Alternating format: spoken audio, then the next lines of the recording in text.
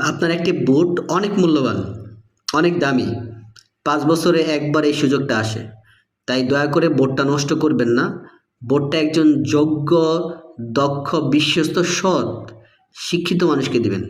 কোনো চাঁদাবাজ, পেশিশক্তি, দখলদার, লুটেরাকে ভোট দিবেন না।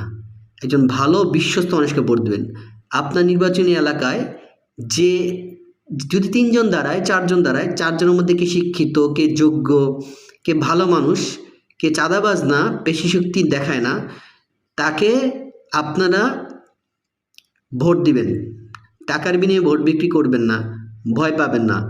ভোট একটা আমানত, ভোট আপনার অনেক বড় একটা সম্পদ। ভোটটা নষ্ট করবেন না। এই কথাগুলো প্রচার করুন, সবাইকে শেয়ার করুন, যাতে মানুষ ভুল না করে, এবং আমার চ্যানেলটা সাবস্ক্রাইব করুন। সবাইকে অনুরোধ, আমার চ্যানেলটা সাবস্ক্রাইব করবেন।